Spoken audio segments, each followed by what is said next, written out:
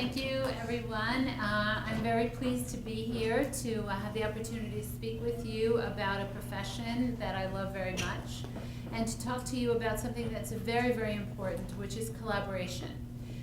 Especially when we're working with people with special needs. If we can collaborate as part of a team, then all of our work will be enhanced. We can do good work by ourselves, but the work is so much better when we work together. So I have 3 goals that I want to achieve in my talk with you today. I usually like to walk around a lot and be interactive, but because the session today is being recorded, I'm going to try to hang out here by the microphone. But I will be asking you questions in the audience, and I really do appreciate if you have questions. So please interrupt me at any time if you need clarification or you have an idea about something that I've been talking about.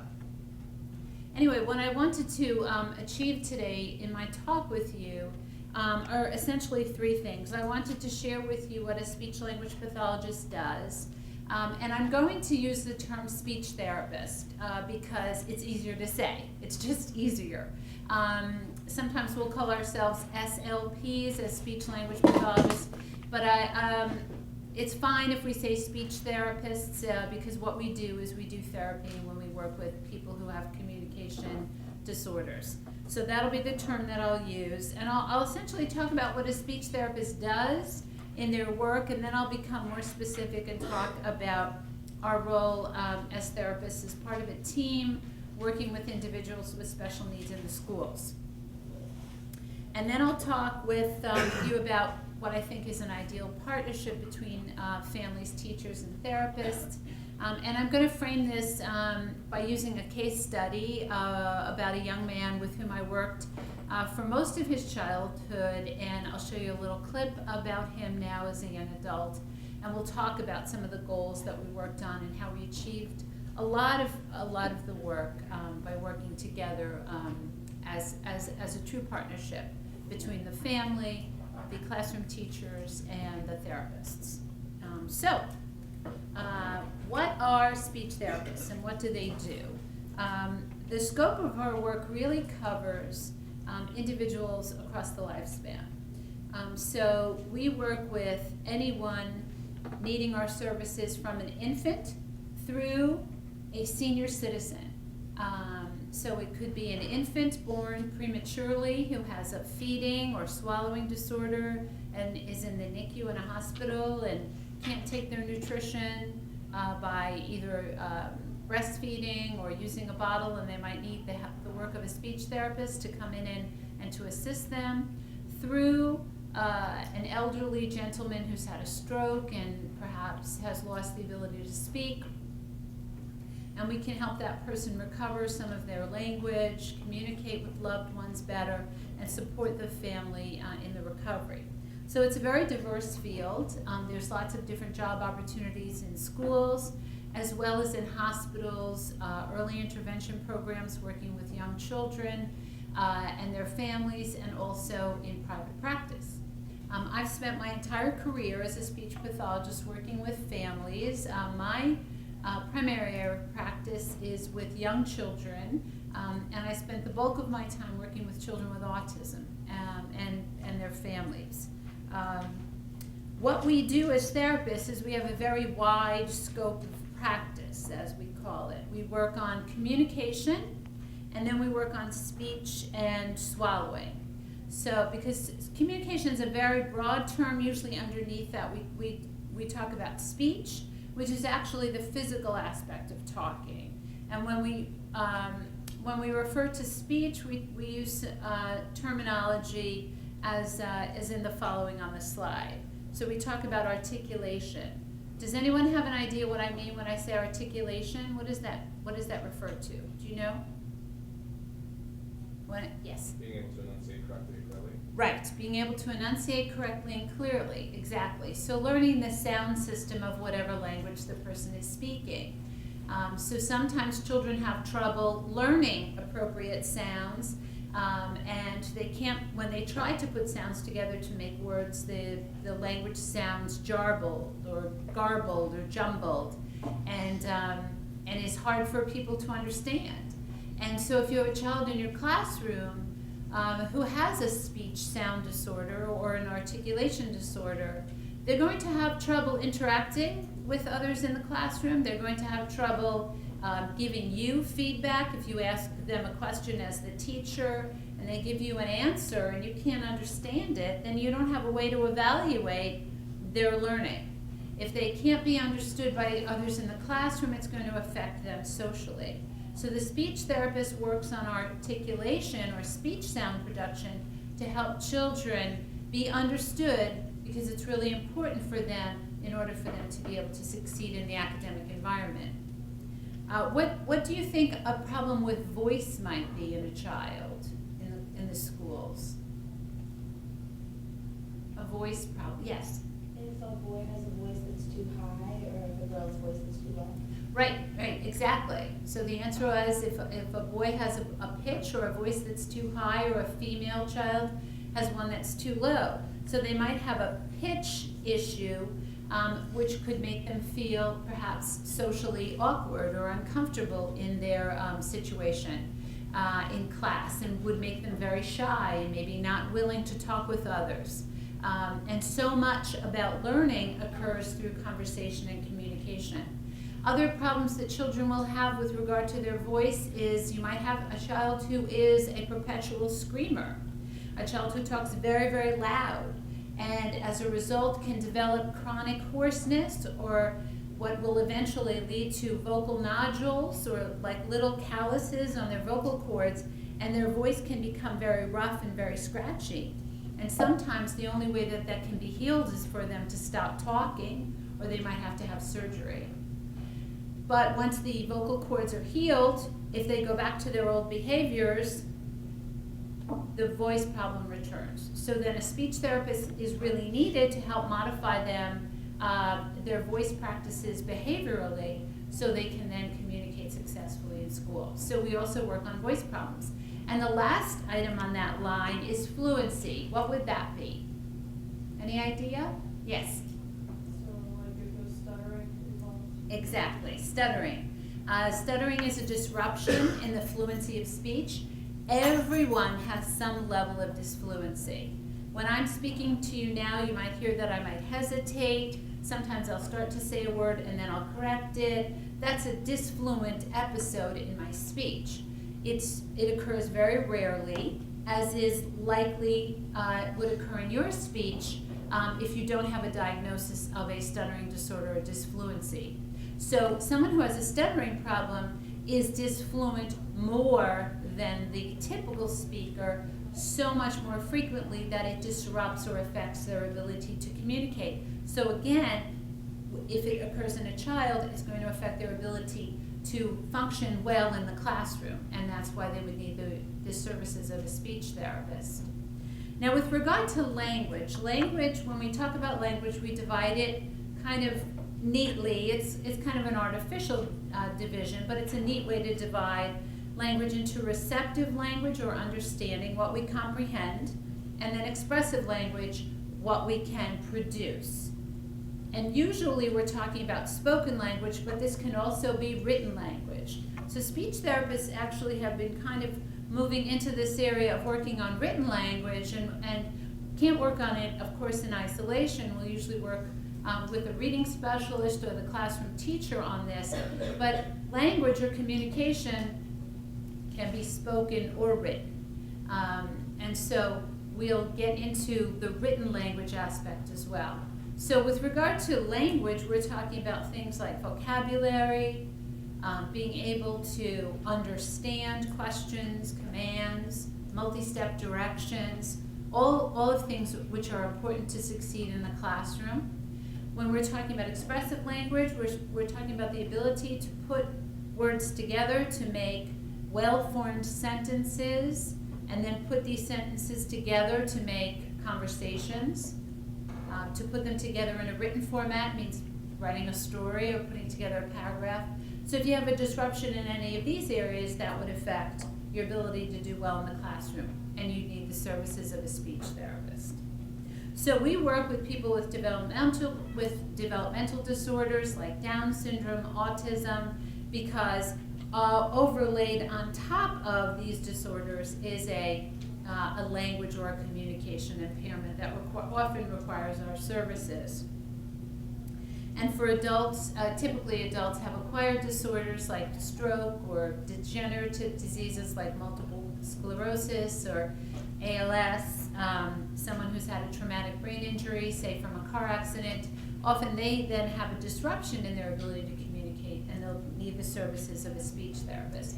So we have a very wide scope of practice, and we treat people at all ages and all ends of this spectrum in terms of a mild impairment to even a more severe.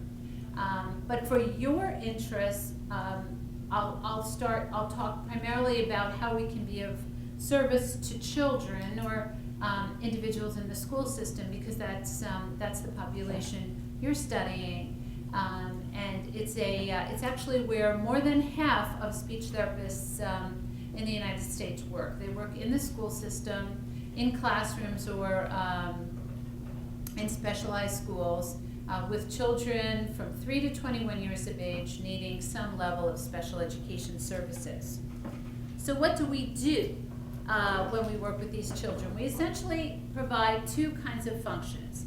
We'll be active at the beginning when someone is identified or suspected of having some kind of an impairment in either speech or language that will affect that person's ability or that child's ability to access the curriculum. So you can have an articulation disorder. Remember, that's problems with speech sound production.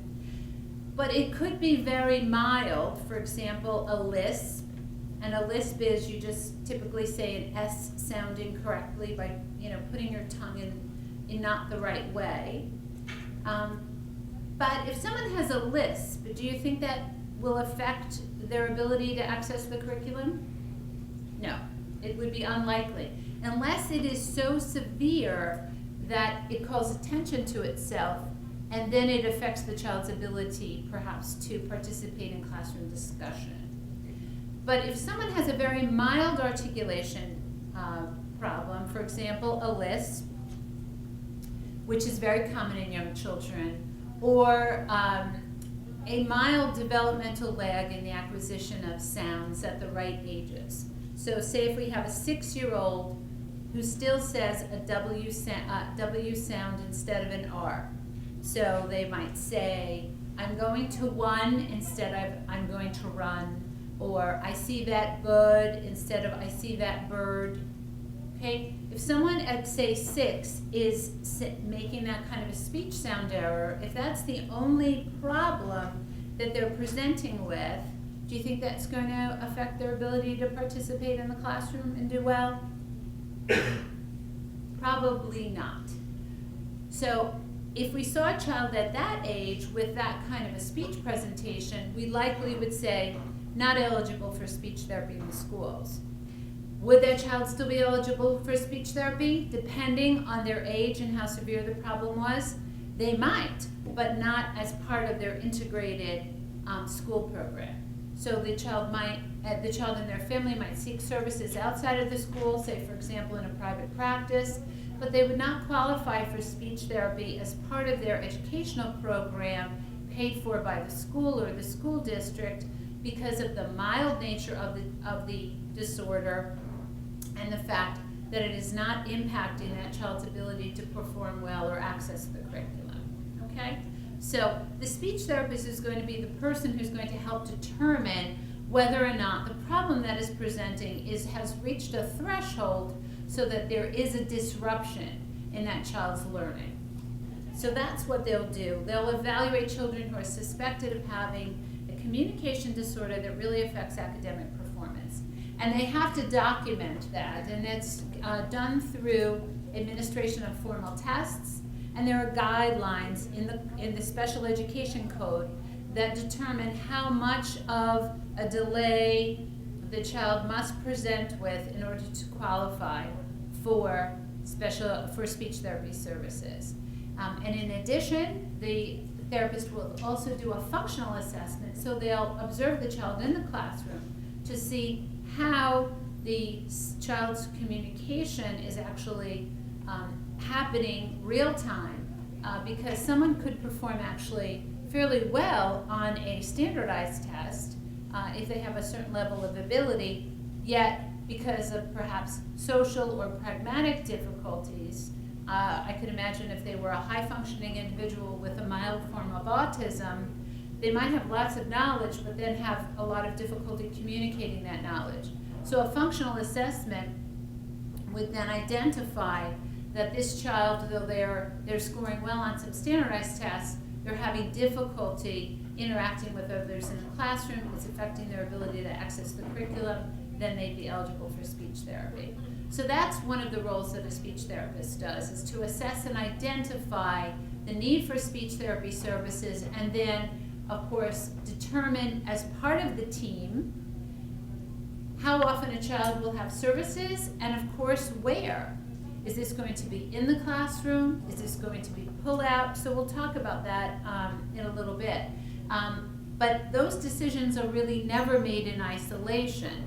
Those decisions really need to be made by all of the team members who are participating in determining that child's need for special education services. And of course, it does include the parent. The parent must be involved at every stage of these discussions. The speech therapist also puts together the IEP goals for communication and speech. And they'll develop those goals, and those will be goals that they will address in their individual speech therapy sessions, but they also need to be integrated into the classroom. And that's where the model that the speech therapist is using when they work with the child who's in need of services is so important. When I first entered the field, which is a long time ago, the typical model for speech therapy in the schools was a pull-out model. So does everybody know what that is? Do you know the difference between pull-out and push-in and collaborative? Yes? Yes? Okay, so does anybody think that the pull-out model has a lot of merit? It has some merit, and it depends on the child, but we really are starting to move away from the pull-out model because delivering services in an isolated environment without a really good plan for carryover into the classroom is not very effective. And I've even seen that in therapy sessions in my own private practice. I might work with a child in my office on lots of skills, but if I then don't demonstrate those skills to the parent, have the parent then show me themselves carrying out those tasks with the child, or I don't put together a plan for how the child then is going to carry those skills over to another context, then all I've ensured is that that child will display those skills to me in that private setting. I've not ensured that the child has mastered those skills and can carry them over to those activities of daily living, to those real life situations. So when I first entered the field, speech therapists were really only doing pull-out model. And so therapists would work in a special speech therapy room, and many of them would be, I've seen former closets, former bathrooms, basements, some private space where the speech therapist could pull the kids out and work with them. And sometimes therapists with caseloads of 40, 50, 60, 70 children to see in a week would have no time to visit with a teacher and talk about the goals. And that can be really a problem with the pull-out model. And I've even seen therapists, especially if they're working with older children, where they don't even go to the classroom anymore to pick up the children. The children just come to their office at the designated time. So then you can go days or weeks without really having any interaction between a therapist and a teacher. And that really is less than ideal. So the goal now, and you're seeing this more and more, is for the therapist really to be a key member of the classroom team, and that means either delivering the majority or all of the services in the classroom, or providing a consultative model where the therapist works collaboratively with the teacher to take a goal and then figure out how to infuse that goal into the daily classroom activities. So I actually kind of went ahead of myself, and this is pretty much what I wanted to cover.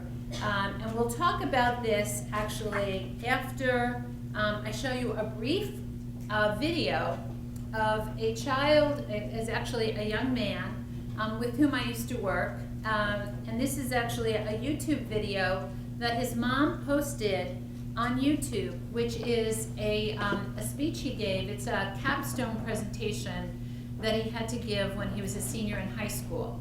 And he's a young man who was diagnosed with autism when he was very young. And he chose as the topic for his capstone speech, autism, which I thought, which is kind of very interesting. It's something that he learned when he was older that he had, and he was high functioning enough to be able to study it and research it. And in a way, this is kind of a gift that we have when we can talk with someone who has a particular disorder and get their insight on that disorder. Many people on the autism spectrum, as you likely know, have significant cognitive or communication impairments, and so they're unable to reflect on and share with others their perspectives on what it's like to be on the inside, what it's really like to have social struggles or language and communication struggles. So someone like Ben is actually very unusual, and we can learn a lot from listening to his perspective. So I met Ben when he was about 3.5 years old, and worked with him till he was probably about 15. And this YouTube presentation is about 30 minutes long. We're going to listen to the first 5 minutes. How many of you have interacted with people with autism so that you're familiar? So almost everyone, okay? So when you listen to him and look at him, I want you to listen to the content of his talk, because he talks about what is autism, but I really want you to think about him and in terms of looking at him with regard to your expectations about what people with autism typically present with in terms of behaviors, and if you feel what's very much like your expectations when you look at Ben and what's not. Okay, so hopefully this is going to work.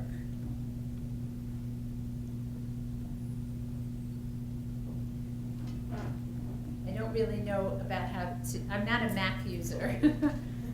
Here we go. Okay. I just want to do this one. Yep. Can you hear?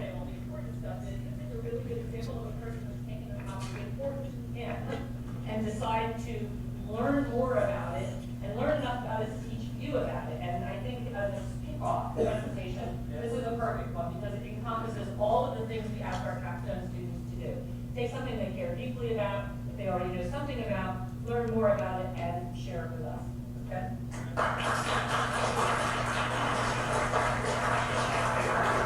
Alright, let's get the ball rolling. Alright, today we're going to start with autism syndrome. That's my topic. So let's look at the word autism. Now, by a show of hands, has anyone ever seen this word before in their life? Anyone? Can anyone give me a definition? Grant? It's brain deformation that causes certain unusual behaviors and incorrect thinking. Okay. All right, that's a valid definition. So before I begin starting my definition, I'll tell you why I chose autism as a topic.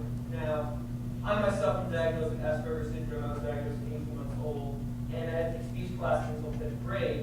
And I had the same symptoms as I mentioned later on in the presentation, and I also am interested in the sciences too, because I'm going to be majoring in science in college, so I figured, why not take something that combines both science and what I have into something big like this. And I just wanted to learn more about it because I've been wondering about it all my life, like what causes autism, how does it appear in children, everything like that. So I figured, why not do a presentation on this topic. So the first question I started out with before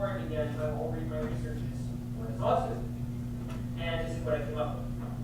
Now, autism is what's known as a pervasive developmental disorder, which means more than one basic function is either delayed or damaged. Remember that, that's an important idea in autism.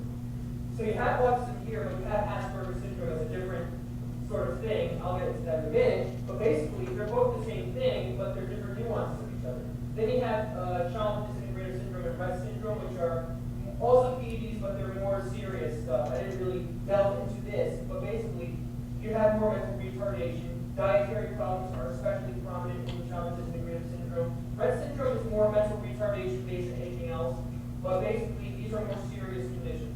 And then you have something there that's really weird. It's called PDD-NOS, which stands for pervasive developmental disorder not otherwise specified. Basically, it's a disorder in which none of the above things have any relation to. So you can have the social aspects that you can see in autism and Asperger's syndrome, in which the child doesn't say anything until the age of 2. But then there could be less dietary problems involved, and that doesn't fit into any of these categories at all. And maybe the social problems probably go away later on in life. So PDD-NOS is that's the designation. So here are the characteristics of autism. Now, I based this off what is known as the Diagnostic and Statistical Manual of Mental Disorders, fourth revision, which basically describes every single mental disorder known to man. Everything from anxiety to mood disorders, it's in there. Look it up.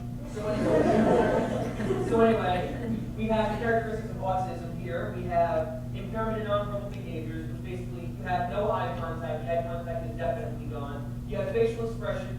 People could probably laugh at something that's a very serious situation, or they could cry at something that's not really a sad situation at all. And then you have body postures, awkward body postures. They probably walk like this, or they don't walk straight. And then you have inappropriate gestures. They might make gestures like this all the time and talking, and it's probably not necessary once they're discussing things like this, all that stuff. But basically, that's part of that. And then you have failure to develop peer relationship, which basically ties to the social aspect of autism. Basically, they can't make relationships, or they can't make friends as easy as other people can, which hence this friendship relationship approach to developmental level. They just can't make friends as easily as other people would. And then you have a lack of feeling to share with others. Basically, they don't like sharing interests, they don't like sharing activities or enjoyment with other people, mostly because they can't relate to them or because they just have a hard time understanding what other people think or act, so they normally don't share things with other people. And they don't like pointing things out either, or object of interest at all, hence lack of feeling to share with others. And finally, this is a major one, lack of social or emotional reciprocity, which means they can't relate to other people. You'll see that come up again later on in the presentation. But basically, they're unable to relate to others. They can't think reciprocally in that sense. They can't relate to other people, hence their social aspects are a bit impaired or delayed. Now that I've given you a definition about autism and the scientific aspect, let's look at the history aspect, the history of autism. Because the definition of autism influences history, and history influences the definition. Now, I don't know where the PowerPoint is. Okay, thank you. You're welcome. So, tell me, what did you think about Ben? Yes. He was very excited as he was speaking. Yes, yes. A lot of energy, a lot of passion. Did that strike you as a little unusual, or how come that stood out to you? Well, with one, you're gonna be nervous. It's just, he seemed a little bit more, I don't know, like, it's not the word nervous, it's more of excitement. Like, he Mhm. really wanted to tell the audience about it, Yes, yes, but in an over-exaggerated format. yes. So instead of pointing subtly, he actually reached over to the screen and pointed. Right, right. So his body movements, in a way, were kind of large and maybe even perhaps a little practiced or unnatural. I don't know if others felt that way. That perhaps the ease of how he moved was not what you would expect. Perhaps you would expect somebody to move a little bit more easily, that his movements were kind of big and hard and maybe almost a little practiced, maybe? What else? Yes? That he was able to like kind of cool his engine down as he got too excited. Yes. What was very good was that he got very excited, or he tended to speak very quickly, or something got him even like overstimulated. And he was able to take that breath and calm down, get the presentation out. Right. Right. So you're both noticing that, you know, he had a lot of passion. He was probably nervous. This is, you know, it's being recorded. He's in front of a group. And he does use some strategies to keep himself together. Did you notice how long he spoke? Like on one breath, how long he would say things? On and on and on and on and on, right? I don't know if that's kind of stood out to some of you as being a little bit unusual, but he just kind of went on and on and on without taking a breath or even looking maybe for some feedback from his audience. What else did you notice? Yes? Well, I'm not sure if this is like really goes along with the speech thing, but he didn't really react to the audience. Like when they laughed, he kind of just moved on right after it. Right. Yes. And it was interesting that he told a joke, or he kind of made a joke with the audience, because for a lot of people on the autism spectrum, that's very hard to do. But you're right, he didn't really know how to react or what to do next. And again, some of these things seemed a little forced or even a little practiced. Anything else? Yes. He didn't seem to have a lot of eye contact with the audience. Right, he did not seem to have a lot of eye contact with the audience. It was very hard. It looked like it was very hard for him. He would look either over here or down, you know, at his laptop.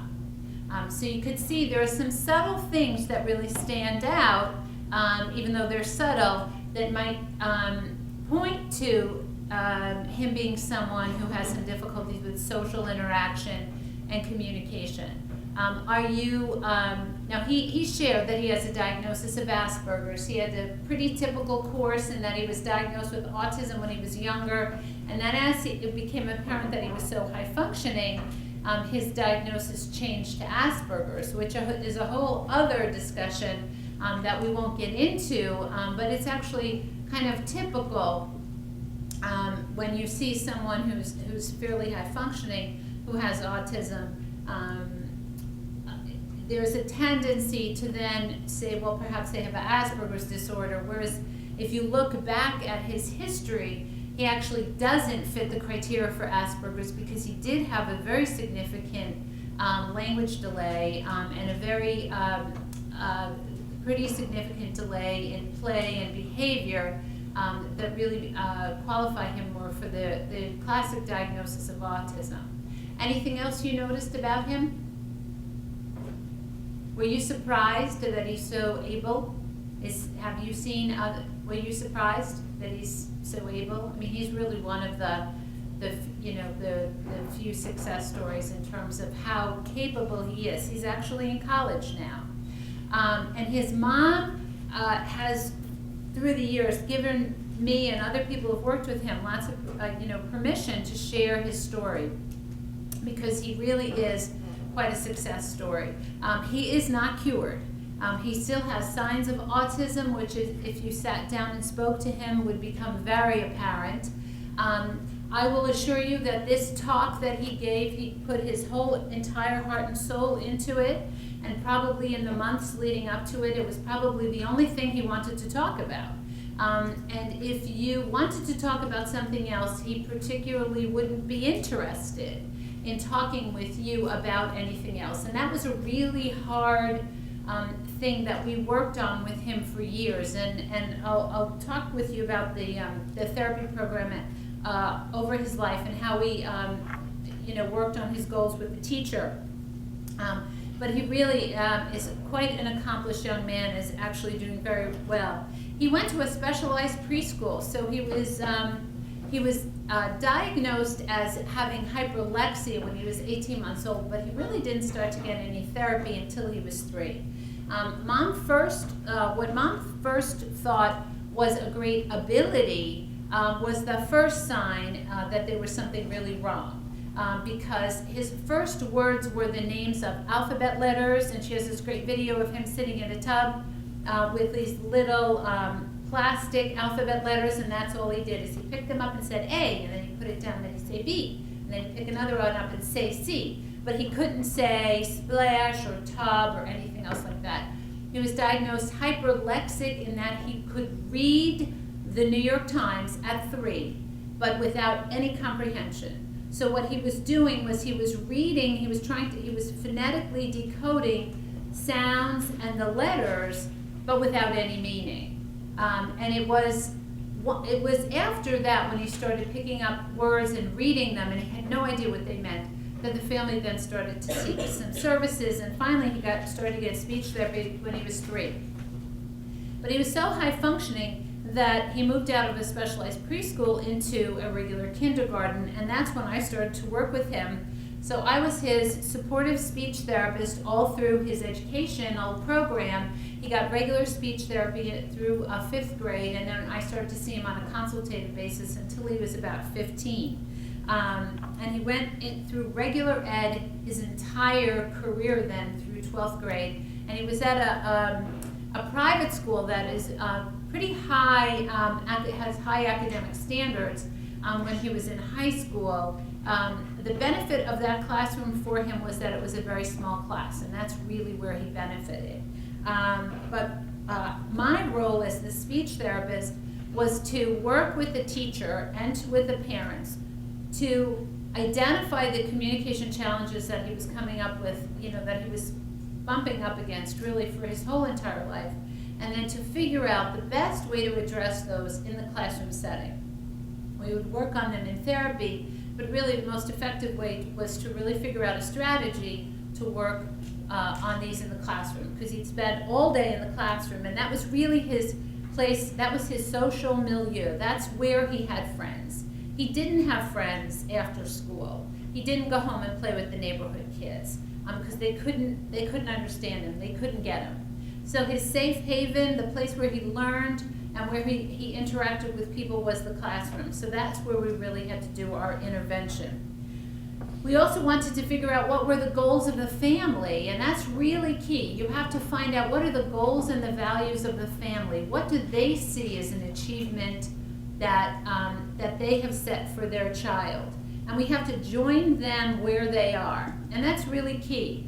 If we're fighting at cross purposes, if we have a different expected outcome for a family than for a child than the family has, we will all suffer, and we will not achieve the best outcome for the child.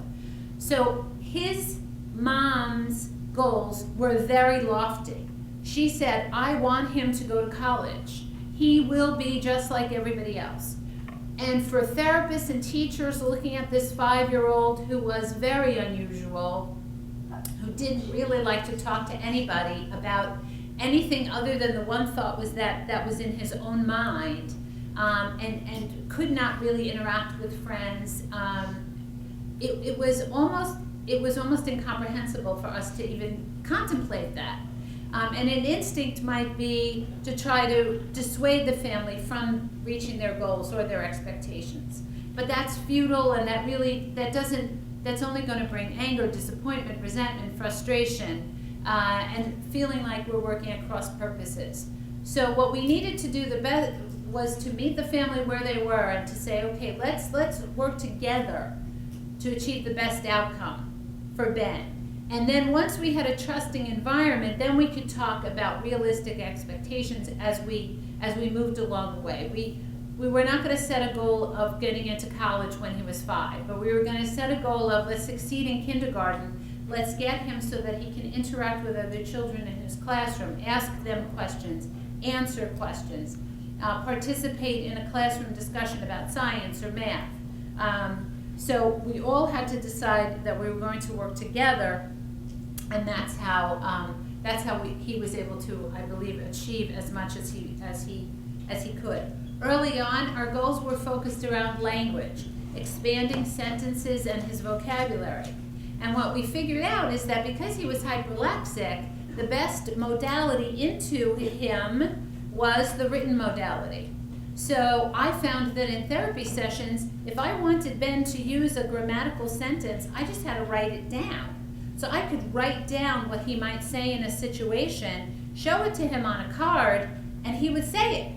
So what I figured out were sentences that he needed to say to get through the day in his classroom. And how did I find out what those sentences were? Talk to the teacher. Talk to her about my idea. She agreed. We came up with things that Ben could say in the classroom to his friends, either, okay, everybody, it's time for a morning meeting, or now it's time for lunch. Things that he would read that he would then memorize, and then we would cue him, and he would then say what he had memorized. And that was a way for him to be able to talk to others. So that was a strategy we used early on. Lots of kids on the autism spectrum have feeding problems. Ben had a very restricted diet. He had a lot of sensory issues about feeding. And this was a classroom where they ate lunch at their desks.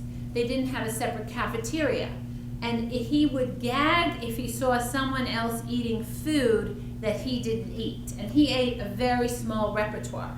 So we really had to do some, so this was a kid who could be gagging or vomiting in class while everyone was eating lunch. So that just wasn't working. So what we had to do was, he had to eat lunch for a while by himself in a separate room until we could work on desensitizing him to tolerating other foods that he wasn't even going to eat, but just tolerating the presence of them so that he would not be disruptive during lunch. So that's something that we started in our therapy sessions, and then they were able to carry on into the classroom. We started a social group when he was around 8, and that's where we taught him how to talk to other children. And we taught him strategies like, when you have a conversation with someone, you ask them a question, and then when they answer you, then you ask them a follow-up question, and we would write that on little cards. So we would work with him with a partner. So Ben would have a card, and he knew that if he was holding the card, he would have to ask a question. And we wrote the structure of a conversation on the wall in our therapy room, and then that was carried over into the classroom. So Ben would ask a question like, to a child, he might say, oh, here's an example. Did you watch the Giant game last night? Something that's on my mind. Did you watch the Giant game? And I'm not in a good mood, so you can tell what kind of fan I am. Did you watch the Giant game last night? And the other child might say, yes. Now, then Ben would have to not just ask another question like, did you watch the Yankee game? But he would have to ask a follow-up question like, are you happy they lost? Something like that. So we taught him, using this written strategy, how to do conversations. These succeeded in the therapy room, but we had to then demonstrate them to the classroom teacher, demonstrate them to the parent, and then work with them to carry those over in the classroom. So we had to figure out what are some conversations that he might have with someone in his classroom, and then structure them. He was somebody who once he did it once, he could memorize it, and then we were able to fade the cues. Some behavioral strategies that we utilized. You saw him up there, he was moving around a lot. This was someone who was in constant motion. He could not sit all day for his lessons in his classroom. His first teacher's initial instinct was, this is not a child who's going to succeed in my class. He can't pay attention, and he's also too disruptive. He also was always moving his hands around, so we had to figure out ways to get him to stop moving his hands. And also he loved to doodle and make cartoons, very gifted artist. And if he was not engaged in an activity, if he had free time, he would start doodling on all his papers. And once his papers were filled, he thought nothing about doodling on somebody else's. So these were very disruptive behaviors that we had to address with the classroom teacher so that we could keep this child in the classroom, which was the right environment in which he would learn, but we had to address these behaviors so that they were not disruptive to the other kids in the class, because then it was not going to be successful, and also so that he could be participating in more appropriate activities. If we had tried to work on these in our isolated therapy room, he would have, because he didn't doodle in my therapy session, because we had worked that out. But my work with him on that behavior in isolation did nothing to support the classroom unless I figured out with the teacher what was a good strategy. And we weren't going to use punishment. We used a behavior modification strategy, and we also did some sensory activities to help feed that need for him to be in constant motion, but without disrupting the classroom. He also was a constant talker, which was a problem as well. So in summary, my message to you is that we have to work together as partners, and we cannot address our skills in isolation, because if we're going to be most effective, we have to work collaboratively with the teacher and with the family. So I hope that I've shared with you some interesting information about my profession and how we can work well with teachers for the good of the children that we serve.